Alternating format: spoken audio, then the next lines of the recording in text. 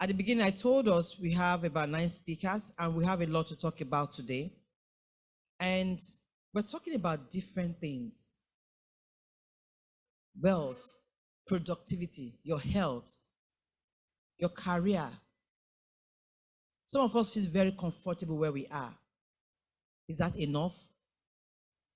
Like Coach Aneka said at the beginning, you come and say, it was a wonderful program. What is your takeaway? For every speaker who comes to talk to you today, you need to take notes. Even if it's one thing you take away from that,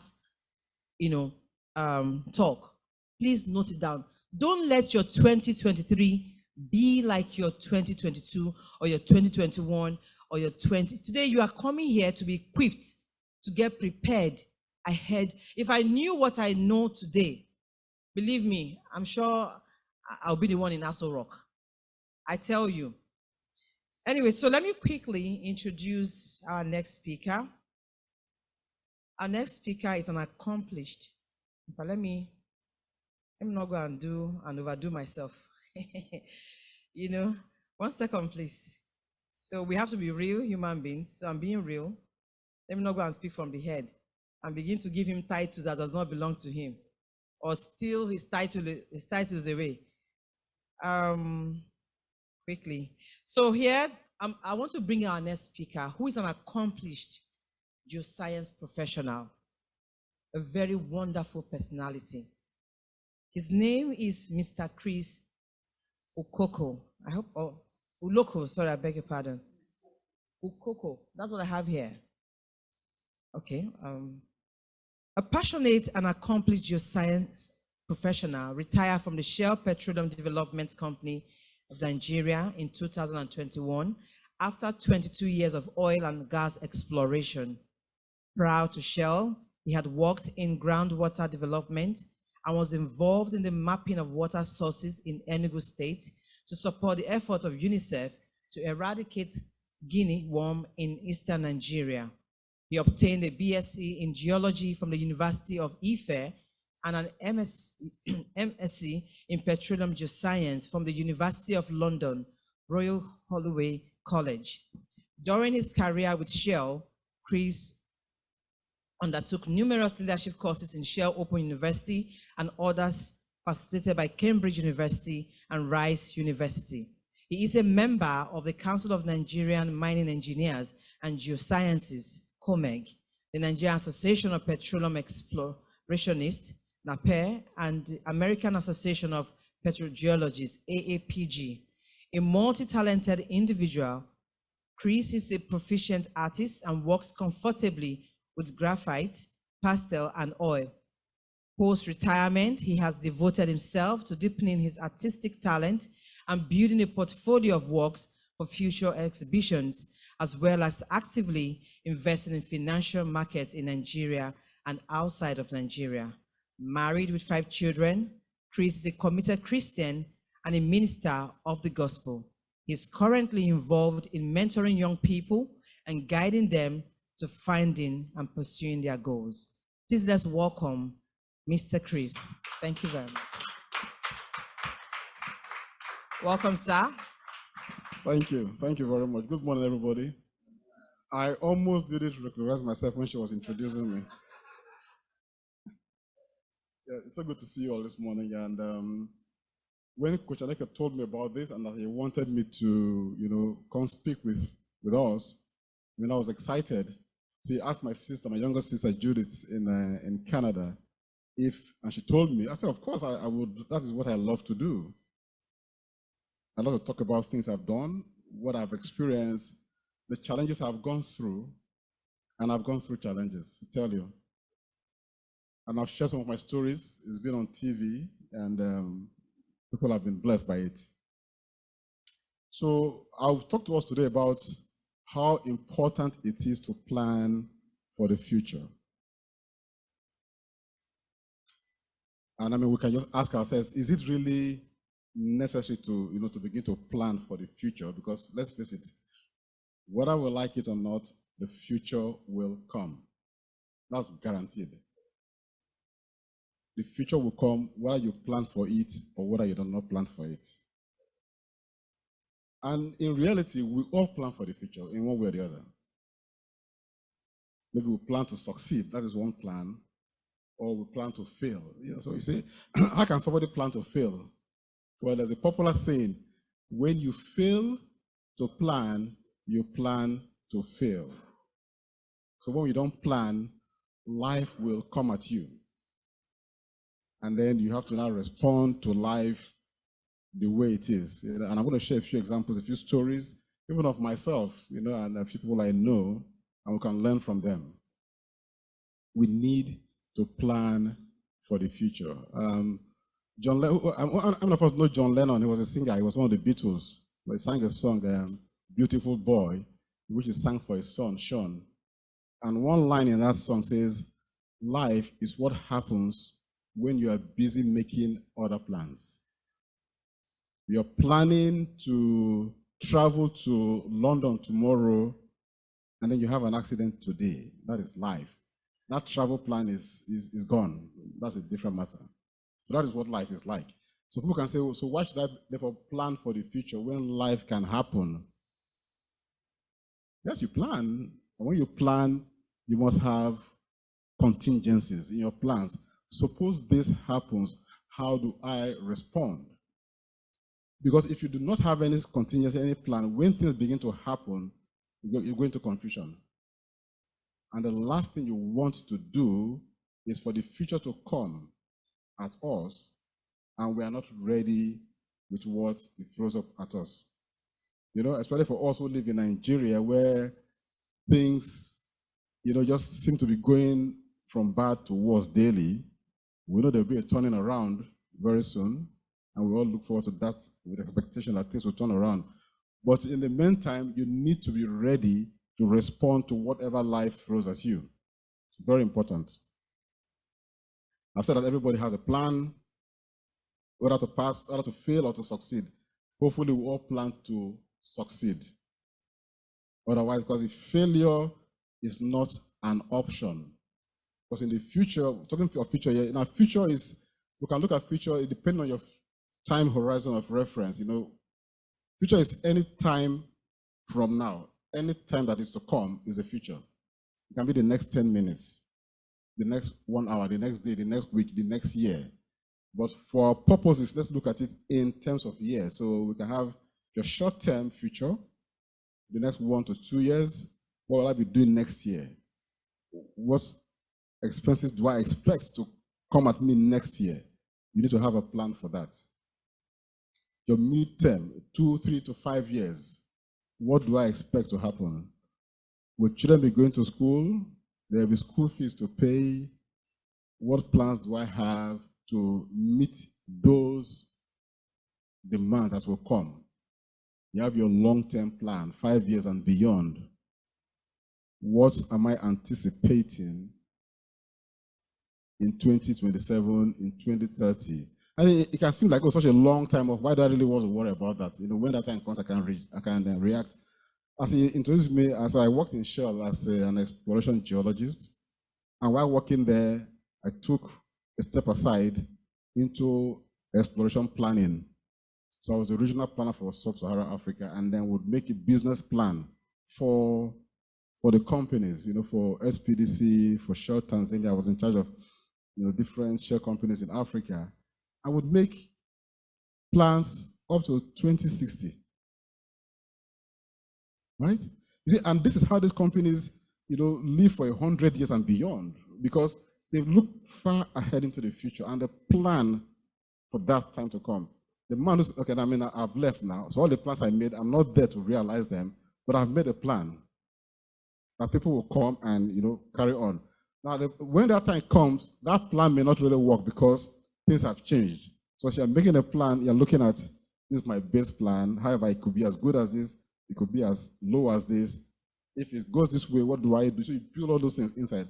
We should do the same thing with our own personal lives. Because as we've established, the future will come, whether we like it or not. Whether we are ready for it or not, the future will come. Just about 2 days ago, a friend called me. We're classmates in the university, and And he told me stories of just what he's going through. He has just one child, and the child is now out of school, out of university, because he could not afford to pay the school fees. It pained me that somebody, at that level, at that age, just one child, and he's struggling. He's retired, and all the businesses that he, planned for retirement, sometimes when you're making a plan, there's this adage about the rules of Murphy's principles of why things go wrong. The first principle is whatever can go wrong will go wrong. So you have to keep that in mind. What can possibly go wrong? So this friend, had plans of different businesses he wanted to do, bought equipment and everything, and within a short space of time, this year, everything just fell to pieces. He currently does not have money, as he told me, to travel from River State to Delta for Christmas vacation. It's that bad. So the question is, how did you get into this situation? How didn't you foresee that things can go wrong and ask yourself, if this happens, what can I do? What would I do? What did you put in place? We need to put things in place. It doesn't necessarily mean you must have all the money in the world, but you work within your own specific budget, anticipate what can go wrong. So that needs to be done. Very key, because if we do not make plans for the future, we're going to expose ourselves to pain and to grief, and we don't want to do that. In anticipating your future and planning for it, key things we want to take into consideration is housing and utility bills. Those things are going to be there with us. Housing. You look at your what are the basic things you need. You're going to pay phone bills, you're going to pay electricity bills, you're going to buy generator for diesel. We're hoping that in the next few years, we'll have uninterrupted electricity in Nigeria. But even when that happens, you're going to pay the bills. The electricity bill is quite high now, so you can imagine what it will be like when we have full power, right? So we are going to have to pay those bills. So you think about that. What will be costing me for this at that time? Medical bills. Nigerians most of us typically don't even bother about checkup. We just feel like, I'm feeling good, I'm feeling strong. Within the past month, I've lost 2 of my classmates. Who just died. One died just this last week, Sunday. The other one died, is a pastor in Ibadan, just died suddenly of a massive stroke. Suddenly. Typically we don't go for checkup until you cannot stand up anymore, then you go and see the doctor. So as you begin to plan for your future, you begin to think about medical bills. Those things are going to come. Thankfully, you may work in a company that provides medical coverage. I'm fortunate to have been, one of such. So that even when I retire, I have medical coverage for myself and my wife for the rest of our lives. So that is not something I worry about. But not everybody may be privileged for that. So you need to think about it. Medical bills. If you live in a fantastic country like Coach Aneka does, Canada, where your medical is totally covered. I've got 2 of my kids in Canada, so I know what it is like.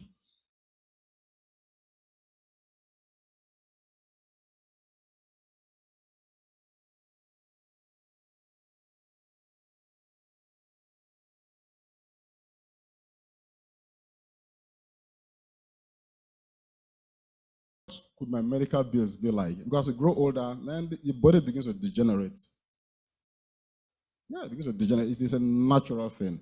I went to see doctor. I had have had cervical spondylosis. So pain in the neck, degenerating vertebra, and I said, what's it called? He said it's old age. I said so to prevent it, I should stop growing old. He said yes. I said okay. But thankfully, I have total cover, so it doesn't bother me. I just go there and go for this, go for scan, and it's sorted out. But if I didn't have that, I would need to provide coverage for myself. So thankfully, we have medical insurance in Nigeria.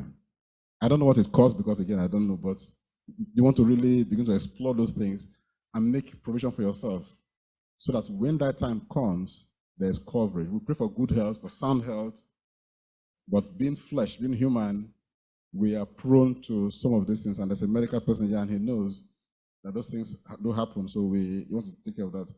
Then children's education is something we want to think about as well. You begin to plan for your children's education. So when I was working in Shell, so we had this program called Global Employee Share Purchase Plan, where you buy shares of the company, right? So every month or every year, they deduct part of your salary and use it to buy shares for you. And it's warehoused in the UK. So as I said, and in my mind I said, these shares I'm buying, I will take care of my children's education after I retire. And that was a very good plan, right? So I was just buying it and I didn't bother about it. But like I said, John said that life is what happens when you're busy making other plans. 2015 came. We know what happened in 2015. And the Naira just crashed. I had 4 children, 2 in Canada, 2 in the US. They're still there. 2 in Canada in school. Where they have to pay school fees. The Naira suddenly went from 190, 200 to 500, if you remember, in late 2005, early 2006. And I said, no, this is not sustainable. And I said, you know what, but I have these shares anyway, and I said I would use it for the children's school fees. So I sold some of them just to cover that gap at that time. Now, with the benefit of hindsight,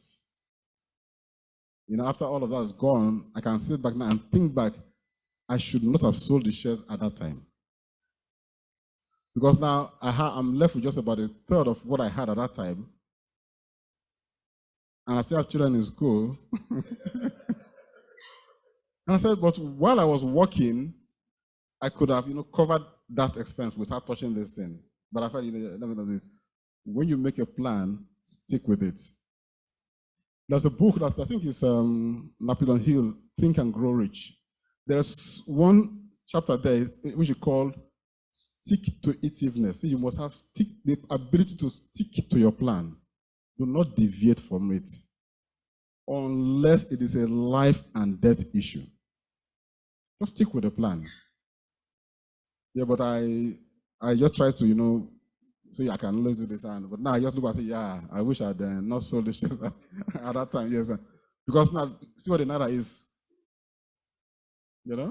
And as I'll sit back and just calculate, open this spreadsheet and say, you know what, if I had left this in, I'll be worth so much now, and I wouldn't have any worries. Yeah, but that is hindsight. Stick with your plan. Do not deviate from the plan unless it is a life and death issue. The truth of the matter is that in most cases, it is not a life and death issue. I tell people when they're faced with challenges, I say, ask yourself, what is the worst thing that can happen from this situation? More often than not, the worst thing is nothing. So why are you worried about nothing? Just let it be. But most times we worry and then deviate from the plan and later, regret that I wish I hadn't done that as I today. So you think about the children's education, how would you fund it in the future? You begin to plan for it. There are some insurance schemes that provide for that. So you can take the insurance so that when, as the children go into school, that is that provision that helps to take care of the children's education. My second daughter, who's in university in Michigan, called me, it was in 2019. He said, Dad, do I have a college fund? I said yes and no. Yes, because that was the shares I had. No, because I sold I sold part of it. And now she's going to get into university. And yes, she got a plan. You have to pay for it. So my wife said, so how are you going to pay for Vienna school fees? I said, I'll pay. I'll use savings. And he said, no. Start now. Just start deliberately putting some money aside for that purpose. I said, even if I do that, we were looking at 18 months to that time. I'll just get maybe 18,000. She said $18,000 is better than nothing to start now. You know, you said something when you were speaking. You know, once you begin to, you know, activate that plan you want to do, things fall into place. Immediately I started to do that. There was this lady in New York who said she's building a house in Port Harcourt and she needs Naira for dollars. And she was willing, this was in 2020, the dollar was like 450, 470, that's whereabouts. And she said she would give me at 400 Naira to a dollar, but I would give her the Naira off front, and she would pay me the dollars, you know. I said, fine, let's do it. So we had that contract for the whole of 2020. So even when dollars became 500, I was thinking it's now 400, okay, but I was giving upfront. By the time Diana was entering college, university, I mean, I had enough money to cover for a whole year and more because I had that plan that you have to do this thing for this. Have a plan. Think about children's education. It's very important. Transportation. These are things you're going to be thinking about and you're planning for. You're going to need a car. You have a car now, but in the future, you're going to need a car. You're going to buy a new car. You want to maintain the current car you have. It's going to get much older, so think about the cost of maintenance. You want to buy a new car. What it will cost you? But you can say, you know what, I don't even need a car. I'll use Uber wherever I'm going out. But that's an option. But there's a cost to it. So you think about that. You plan for that. You do not want that time to come and you find that you are just caught flat-footed. You cannot deal with it. Vacation. You can say it is not a need. It's a want or a desire. That's fine. I love traveling. I mean, when you say traveling, I mean, I love traveling. Typically these days, I love traveling to African countries. You have to think about it. What would it cost me, you know, to do this thing in the future, possibly when you're no longer actively working. So you need to put plans in place to ensure that you have enough revenue to cover all of these costs. And there are other costs as well that we can think about, but I just want to list those basic things that can come at us. So how do we cover those costs? So again, this is just planning, but you cannot really talk about planning for the future without talking about finance. So I want to delve a little bit into a bit of financing. So the first thing we encourage people to do is save. Save, save, save. It's amazing how many people do not have any savings. It's amazing, yeah. Especially in the US and Canada. Some people don't have any savings. They live from, you know, and you can see how that happens. When I was in the US, I working in the US, when I get my pay slip, they will almost be telling you how much this is for discretionary spending. So they've determined how much you should spend to go to the movie, to go to the restaurant. I said, no, sorry, I'm going to keep this money. So save is very important. If we do not save, it's just going to bring pain later on. Yeah? Typical guidance is save at least 10% of your income, minimum. At a point in my career, I was saving about 50 to 60% of savings and investments. So depending on your income, you can actually save more, right? More often than not, we tend to increase our, expenditure, because I can, you don't have to buy everything you see. If somebody was asking me that, man, what kind of phone? I said, man, you're using an iPhone. I mean, you're a big boy. I said, what can you do that this one wouldn't do? I said, well, then you have an Apple Watch. You can sync them and you can take your course. I said, I have Apple. He said, which one? I said, Apple shares. I buy Apple stock, right? He said, then he said, but if people don't buy Apple products, then you're stuck with me. I said, fine, that's why you have to keep buying it. So ask yourself, what do you really want? Save, don't just spend. Saving is putting money aside to take care of tomorrow's needs, while at the same time you're making returns in interest. We know the interests are not very attractive now, but it's better than nothing. My son told me something very profound recently, Coleman, because he studied energy economics, and then he went and studied finance and risk management. So you can imagine the way he reasons. So he said that his friend took his girlfriend out for dinner in Calgary, and they spent $250 for dinner. So come and say, man, that's too expensive. The guy said, no, that it was Wagyu beef. Wagyu is this Japanese cattle that's so expensive. Come and say, it's just a piece of meat. So it's just a piece of meat. That's too much money. He said, because he knows that he earns more than this guy. So I told the guy, I said, look here, I said, every penny you spend today is a penny you will not get to spend tomorrow. So think about it. Spend it today, it's gone. You eat the beef, 2-3 hours later, you go to the toilet, it's gone. The only pleasure is when it's in your mouth, thereafter it's gone. So let's think carefully how we spend our money. Apart from savings, investments. You know, you want to invest your money as well. I mean, saving is a kind of investment, but you have to invest. And what do you invest in? You know, stocks. So the stock market is bad. Well, I say stock because that is my passion, so I can talk about it. The stocks, you can invest in real estate, you know, for rental or for resale. Some people buy houses and they sell it again. Bonds, mutual funds. I mean, so many things, commodities, so many things that people can invest in. The good thing with stock is that you don't need to have too much money to even buy shares. You can buy little by little. Over time, it will grow. And people can argue that, oh, man, but the prices are falling down. That is correct. I mean, I bought some GTB shares when it was like 27 naira, right? And then it was about 22 the last time, so it has dropped. Yeah, but there's also been dividends. And in any case, the bank is still there. Your share is a slice of the bank. So even if it's falling, well, if it's falling, the bank hasn't changed, so buy more. So it becomes cheaper for you. Because over time, it will compound. Over time, a good company will grow. All right, so think about it, invest in shares, look for good companies to invest in. If you have the opportunity, invest in foreign companies. I've got shares in the US and I've got shares in Rwanda, of all places. Because I mean, I traveled to Rwanda and I went to the stock exchange. I said, they had only 8 companies listed on their exchange. So I went in there and I spoke with the Secretary General or somebody. I said, so what's going on here? He said, yeah, that the small exchange, they just opened.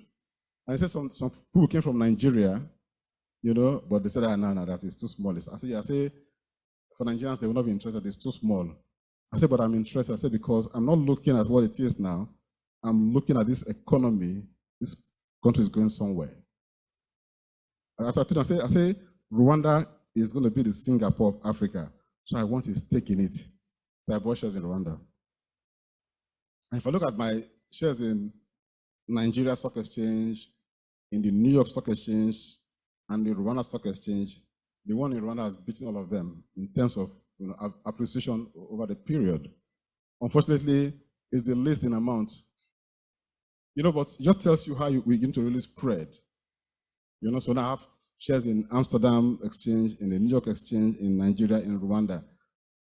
For me, that is the only way you can, you know, hedge against the devaluation of our currency. Sadly, our currency is in a place where, you know, you cannot really predict where it's going to be tomorrow. Is it going to be 1,000 naira to $1? And for those of us who, would I say, are unfortunate to now have children schooling abroad, as many Nigerians do, then the burden becomes terrible.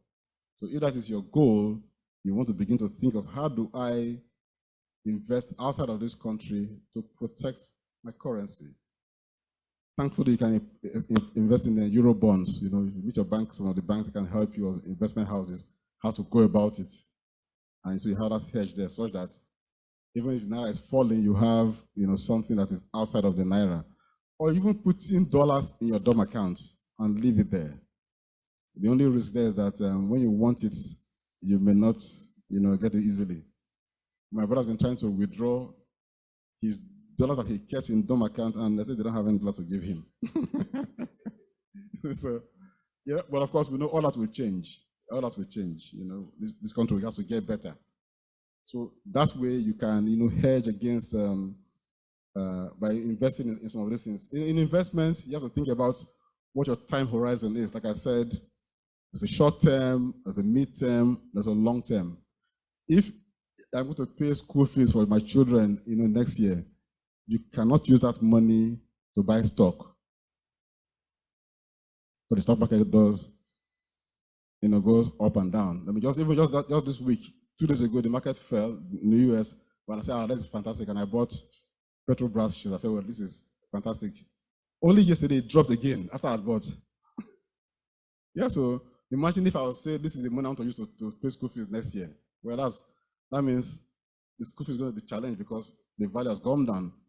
But the good thing with the shares is that over the long term, it will appreciate. Especially when it's a stock that pays dividends. One thing is research, know what you want to invest in, and also know your risk profile. How much risk are you willing to take? That will determine the kind of investment you go into, right? Because every investment carries a risk. There is no investment that is guaranteed 100% to give a return. My younger brother, went to commodities like 2 years ago. They're buying commodities, soybean, maize, gari, palm oil, and he was so excited about it. I spoke with him just 2 days ago. I said, "How is that?" I said, didn't you tell me? I said, "What happened?" The girl who was, driving the whole process, took off with the money, took off with 6 billion naira. 28 yes, in Abuja, 28-year-old girl. She was finally arrested and locked up for like 3 months. Now they are trying to recover the money. They now found out she had bought properties in Abuja. In her name, in her husband's name, bought properties, even bought a mall for 6 the people's money. So as I say, investment. I said, "You didn't tell me." He said he thought you told me. So the money just gone. So I said, "So how are you going to pay rent? His rent is due this month. So how are you going to pay your rent?" Say, "Well, that's what he's thinking about now." So before you investing, please be careful. Find out what you're investing in. How much risk are you willing to take? How much risk are you ready to take? We all know of cryptocurrency. Many people bought into cryptocurrency and people made money, but we already see the pain that people are going through right now. Now, I remember famously Warren Buffett, who is one of the one I look up to, when he said, talking about cryptocurrency, he said, "This thing will not end well." So he may be right, he may be wrong, but currently we're seeing the pain. So if you want to invest in such things, ask yourself, can I afford to lose this money? If you cannot afford to lose that money, then you shouldn't be in that investment. So think about how much risk you are willing to take before you invest in some of those things. And then as you're planning for your future, please avoid any get-rich-quick schemes. If it appears too good to be true, it very likely is too good to be true. Any investment that will guarantee, some fabulous payments, be very sure that very, very soon there will be a default. Because it's just not sustainable. There's no business that can guarantee high returns endlessly. Very soon it will fail. So you have to ask yourself, how much risk can I take? How much can I afford to lose? Because you can lose everything. We talked about insurance, so also get insurance. Insurance is just a way to mitigate the risk of losing something. Yeah, you insure your car, insure your house, insure even your appliances, your valuables. In Nigeria, somehow we think that insurance is just for cars. It's also for houses. Many people don't insure. So when the house, God forbid, burns down or collapses, that's it. The person there's nothing left.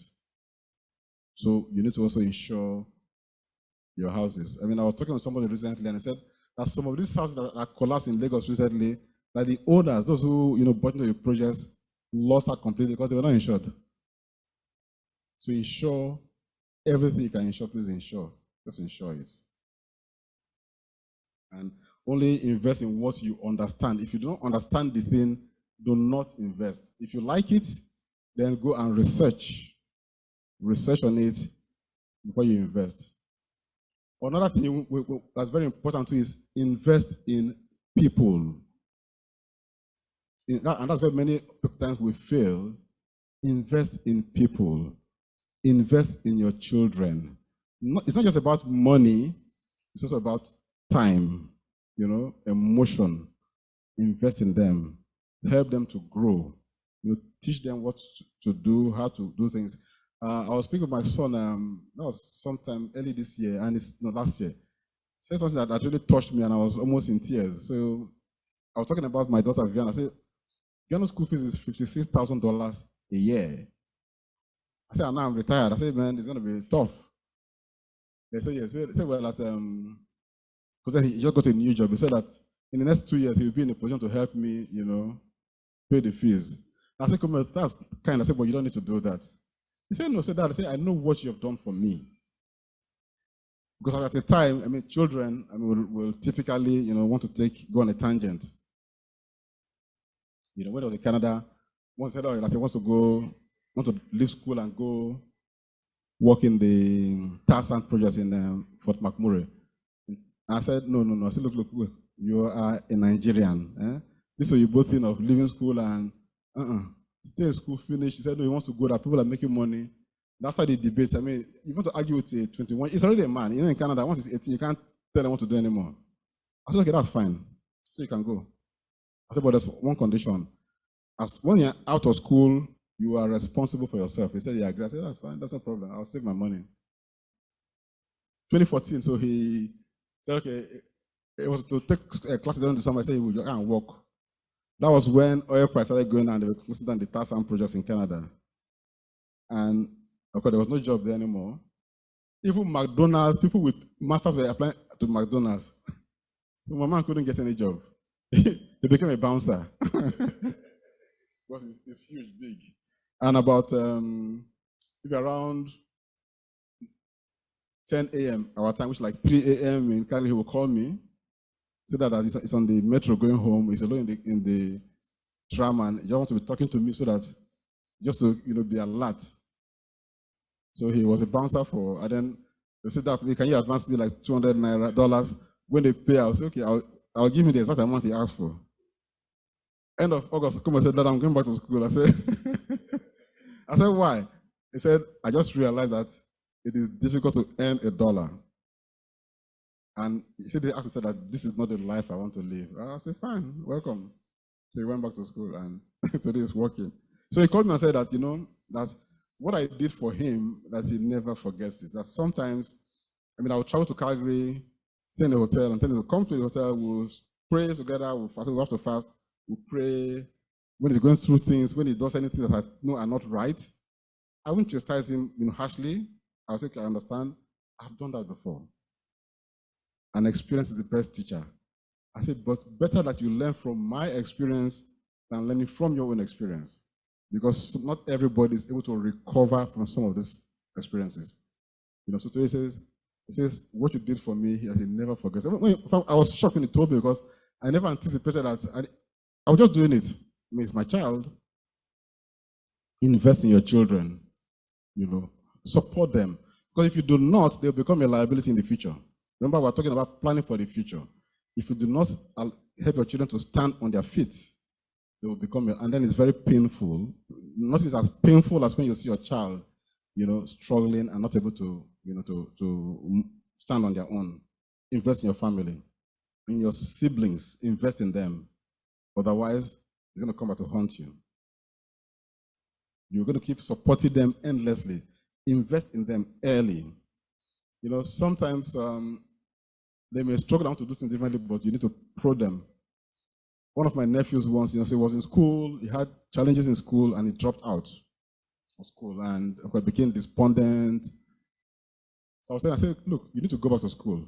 I said, well, Uncle, look, see, at his age, if he goes to school, by the time he graduates, he will already be 32. And he'll be in school with children. I said, okay, fine. You go to school now, 4 years, right? You'll be 32, and it's so terrible. I said, if you don't go to school now, in 4 years, how old will you be? 32. The 4 years will come, you'll be 32. It's not you're 32 with a degree or 32 without a degree. Which one do you prefer? Ah, it's so cool. I'm not saying like that before. It's fantastic. So he went back to school. So you need to, guide them. Otherwise, it will become a liability to us in the future. You need to guide them, push them, support them, just help them to go over the hurdle. Because all of us at some point in time also have some struggles, You need to plan. You need to think of yourself. When I was in school in University of Ife was, and still is such a difficult school to go through. So, and I was a bit childish to play first and second year. It was in the third year I even knew what I was doing in Ife. When I saw my GPA, I was heading for third class. So I already determined that it's not going to happen. So in your penultimate semester, you have to fill out a form, intention to graduate form. So when I calculated my GPA, I was going to end up with 2.4, 2.41. That's the class. So I didn't fill the form. I just stayed. So one day my course advisor, Mr. Ojok, say, Ukoko, come. I didn't see your form. He said, which form? I did the form I was talking about. He said the intention to graduate form. I said, sir, I do not intend to graduate. He said, what do you mean? I said, look at my GPA. 2.4 tech class. I said, no. I'll come all the way from Warri to Ife. And I said, no. I said, so I'm going to stay for an additional semester. And so he took his calculator. He said, my friend, you need a B+ average in 16 units to do it. I said, I can do it. He said, so why haven't you done it all this while? I said, I can do it. He said, you're wasting your father's money. I said, my father is not complaining. I mean, I knew there was no way I was going to leave. So I took an extra semester. And I just said, you know what? Because I passed all the geology classes, it was some of these, electives. So I just took a course I took 2 courses in religion and human values, food science technology, extension education, just everything. And when he finds like on 2-2, I said, now you're talking, and I took off. So now I can ask myself, if I had not made that decision at that time, it's very unlikely I will get to work in Shell with the third class. Most unlikely. You need to plan. You need to ask yourself, what kind of future am I envisaging for myself? What do I need to do to achieve it? You have to have that plan in your head. You have to know, what do I want? So once I saw that GPA, I knew there was no way I was going to go after that. It just was not going to happen. No way. I had to do something about it quickly because I knew what I wanted, right? So plan for the future, think about it, be deliberate in pursuing it. Invest in your spouse, let them know what you're trying to achieve. Many times especially men, and women too, we do things and don't let your spouse know. You find that if you do not know, they can be working at cross purposes with you, scuttling all your plans. Because they don't even know what you're doing. You didn't tell them, right? So you let them know what you're doing, what you're trying to achieve. So when you refuse to buy that new car, they know why you are not buying a new car. Well, this person's wife is driving this car. Yeah, I know, but this is where we are. This is what we want to do. This is what we want to achieve. Interestingly, so I told my wife, I was in 2020, I said, I want to buy a new car. She said, no. She said, we don't need a new car now. Let's buy a house. Oh, really?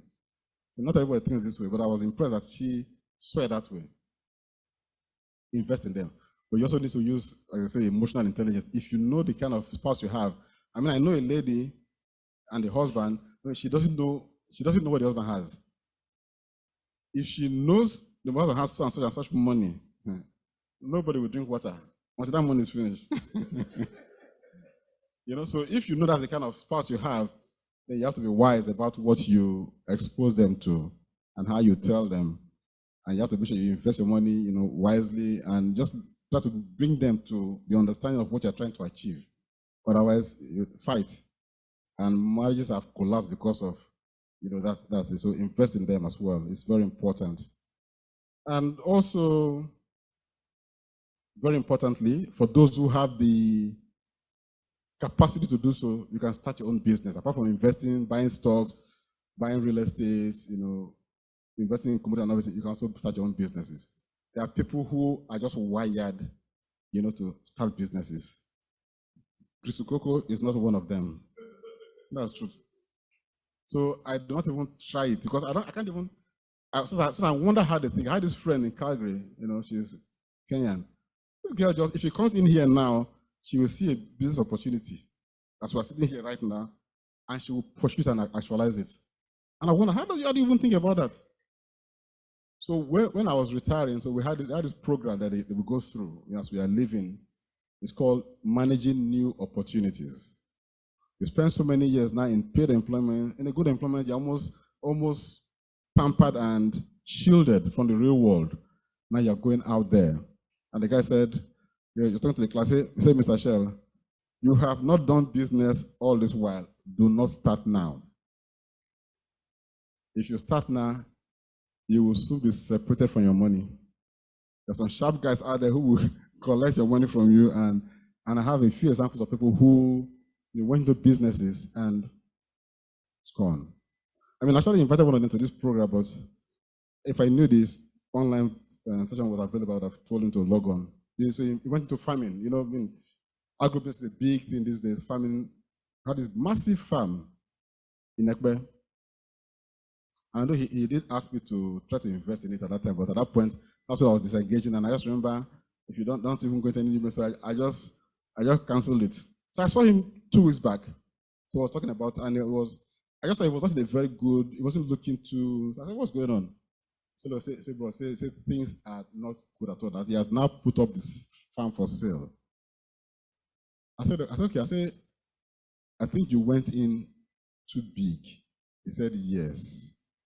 So when he went to raise funds, COVID hit. I mean, nobody was. So he had this massive farm in Ekwe.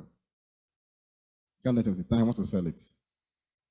So if you want to go into business, please, just manage your risk. Understand what you're going into. For some of us who are not business people, we just don't even try it. I look at stock, that one is within my control. I cannot control the stock price, but I know the company and I can wait for it to, to grow. I want to buy a house. I don't even buy land and build house. I cannot deal with the stress. No. So I don't bother. So know thyself. Know thyself is not a course, it's an advice. Know yourself. You know who you are. I just look for maybe a development in an estate and just buy inside it so that somebody has done all the groundwork of a Monile and company, because I'm not ready to, I'm not that kind of person. So know what you can deal with and pursue it. Those are my things I just want to share with us today. And if you have the opportunity, expand, diversify, go outside of Nigeria. It's quite easy to actually invest outside of Nigeria, because most times we don't even know. And like I said, I just traveled to Rwanda and walked to the stock exchange and said, I want to, and today I'm a stock shareholder in some companies in Rwanda. Funny enough, there's a company I bought, Crystal Telecoms. Crystal Telecoms doesn't do any business. Their only business, they hold 20% of MTN shares in Rwanda. I said, Telecoms, it will certainly do what I bought the shares. Guess what? Last year, MTN Rwanda was listed on the stock exchange of Rwanda, and CTL was delisted. So they were not giving one MTN share for one CTL shares. Shares I bought for like 70 Rwandan francs. It was listed at 269 francs for one. So automatically everything just went up. So there are markets out there in Africa that we can key into very easily. As a stockbroker, your investment banker, they can guide us how to go about some of these things. It's the only way you can just try to hedge against what's happening in this country. With your Naira card now, the maximum limit is $15 a month. So if you travel with your Naira card, you can't even pay for Uber. It's that bad.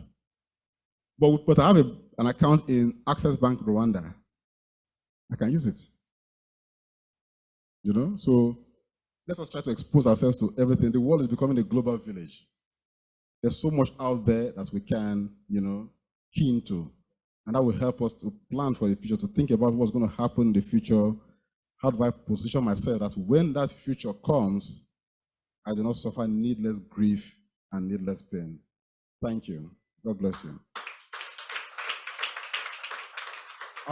As a pastor, I was almost going to call for offering, but I won't.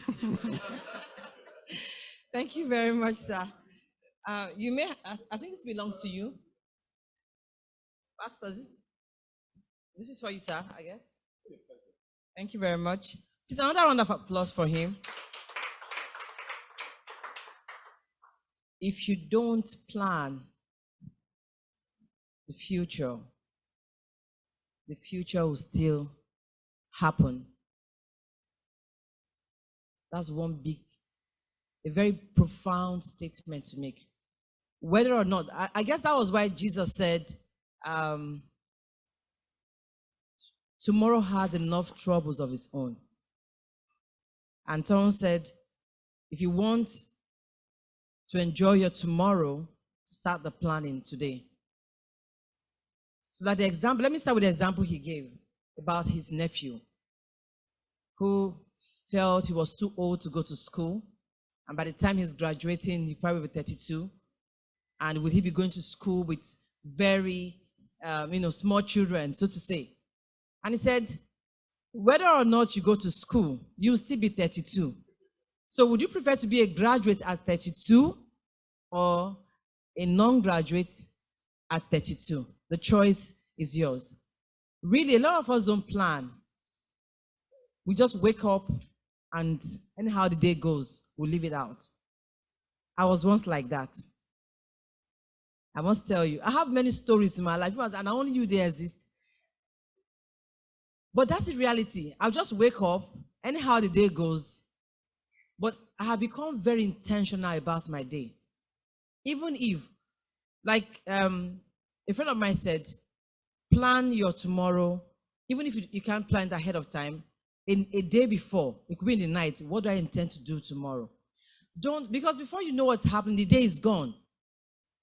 So you have to wake up early, arrange your day, how it's going to play, what do you want to do. If you don't write those things down, you just wake up, and before you know what's happening,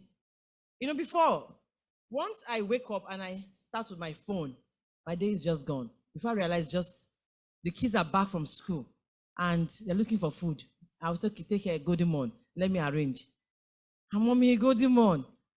Because what was I doing? I was so relaxed on my phone. And I realized that my phone was wasting my time, especially on WhatsApp. When you belong to groups, you want to reply messages, people are saying some things, you want to join them to argue or tell them, no, you're wrong, and all. Before you know what's happening, your day is gone, somebody's replying.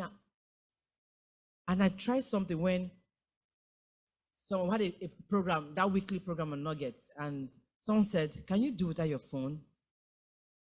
And so I left my phone one day like that. I just left my phone. I woke up in the morning, just prayed, and I never touched my phone. I realized that day that I actually achieved a lot. And I was like, wow. I started to monitor how long I spent on WhatsApp. I could spend, in fact, once I wake up in the morning, the kids are gone to school. From that time, because I mentioned they leave the house early, 6:30. From that 6:30 by 11 a.m., I'm on WhatsApp. WhatsApping my life away. I'm telling you, it was that bad. And before somebody calls me, I'll just pick my phone. I can't even switch my phone up because I feel if I switch up, opportunities will pass me by. You can't be everywhere.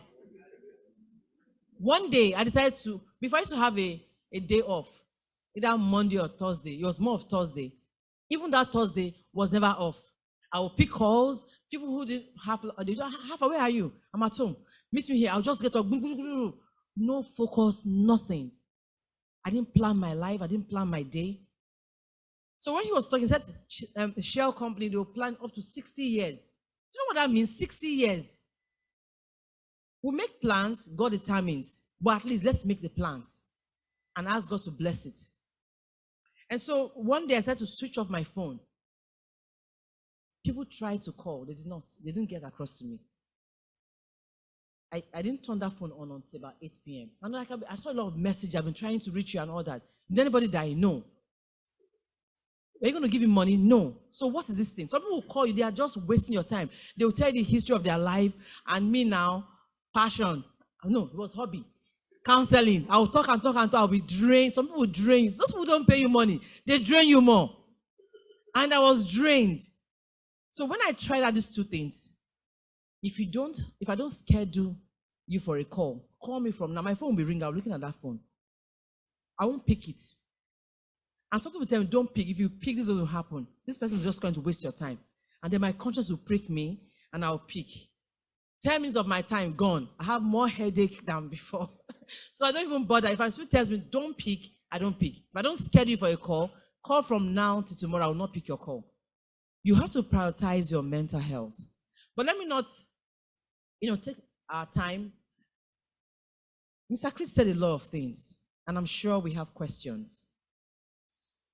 Oh, wonderful talk. Yes. I'm sure you took something out of this. So at this point, I want to call for questions. Questions? And those who are online as well can equally ask. Okay, I see a hand up. Please, can one of the ushers come? The one in glasses like me, my twin sister. Yes.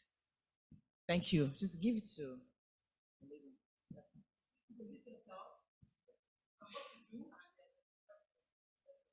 Good morning, everyone. My name is Favor Emetanjo. I'm certified mediator, a certified grief and sorrow counselor, a couple of other things I do. Thank you very much, Mr. Chris. That was a good presentation. Thank you, Kochi. Good presentation too. I'd like to ask, there was a statement you made and you kept repeating that. You said it's good to invest in your family. I know you talked about your nephew, but I was open and waiting for you to say invest in others outside your family, because for me that has been my experience. Invest in other people outside your circle. It comes back to you. In my family, we invested in people, and what we're getting, even for me, what I'm getting back from those investments in people is enormous. So I was wondering why you didn't elaborate a bit on that. Thank you, sir. Thank you so much for bringing that. So, unfortunately, I didn't have a way to monitor the time, so I was just trying not to manage time, right? So, and you're absolutely right. Yeah, so I also invest in people. There are actually 2 children in Jos that I paid their school fees for. I just met the mother. I know she was going through difficult times. She had the children outside of wedlock. And I just said, this can be my child. So I said, okay, don't worry, I paid their school fees. The child in Rwanda I'm responsible for. It's a boy I met in, so do I have 5 minutes? So I went to the mechanic village. This was in 2009. I was living in Ugodo. I went to the mechanic village to service my car on a Saturday. And typically when I do that, I'll buy newspapers. So I can just be reading. I stay there with the mechanics. So they don't tell me stories. Yeah. So when they say, okay, now I work, I say, yes, but now my car. So you have to do it the way I want it. So as I was reading newspapers, some boys just came around me, 3 or 4 of them, were, working and reading with me. So I read through quickly and gave them the papers to go, just to go and read. But one of them, sat back. So when they had gone, I opened my Bible and I was preparing the message for Sunday the next day. And this young man was there, just asked, what's wrong with this kid? I said, sir, can I ask you a question? I said, yes. He said, when you are praying and praying and praying and God is not answering, what should you do? I said, well, if you've been praying and praying and praying and it's not answering, then stop asking, start praising and start thanking him. Just be praising him and thanking him. That moves him. And so he told me his story, which is OND, came to Lagos, couldn't get a place to do his IT, got a place in Chicken Republic. After a week, he was kicked out because he gave leftover food to somebody. So he was just working and then came to this mechanic village, saw where they were washing cars, and said he wants to be washing cars with them. So as when people come to the mechanic village and wash the cars. So when I finished, he said, you can say that they can't wash your car. I said, no. I said, my children will wash the car for me. So I drove off. And I said, what kind of stupid answer is this? This kid wants to work to earn a living. It's not being a nuisance. And yet, so I made a use, I turned around, I went back. I said, Bobby, come. Bobby, come. So wash the car. So they washed the car. I said, how much? I said, 500. So I paid them. Then I called him outside and I gave him 2,000 naira. Of course, the rabbi, he just lay down. I said, my friend, come on, stand up. I said, stand up. I said, keep in touch with me. Just stay close to me, and I gave him my phone number. Somebody just met in the mechanic. I don't know why that just happened to me. Over time, his mom came one day and said that the father said he must come back to Benin. They live in Benin. his son cannot be in Lagos, he was sleeping in one celestial church in Ogodo, sleeping in a church, and that he must. I said, so he called me, said, "Daddy, please," because I went to the house, I saw the mother, I said, "Leave him with me. I'll monitor him. If in 1 month he's still unstable, I will make sure he comes back to Benin." So she said. So then my BQ was empty. There was nobody there. So I went to the market, bought a mattress. And I called him and said, "When we come?" I said, "Do you like mattress?" I said, "Okay, take it." I said, "Put it in this room." I said, "That's your room." But he lay down again. I said, so he started living with me. And I said, "You need to go back to school." So he went back and did his HND. And then went for youth service in Ibadan.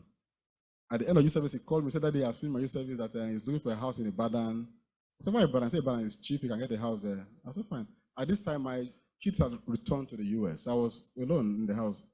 I said, "Well, it's up to you, really." I said, "But the house is here, and nobody drove you." I said, "Daddy, I'm coming tomorrow." The very next day, he came back to the house. He lived with me. Today, Bumi is in the US. One day, I was driving, and he said, "Daddy, I don't know how I can thank you for what." I said, "Bumi, you can never pay me back." I said, "But one day, you will be in a position to help somebody." I said, "When you do that, you have paid me back."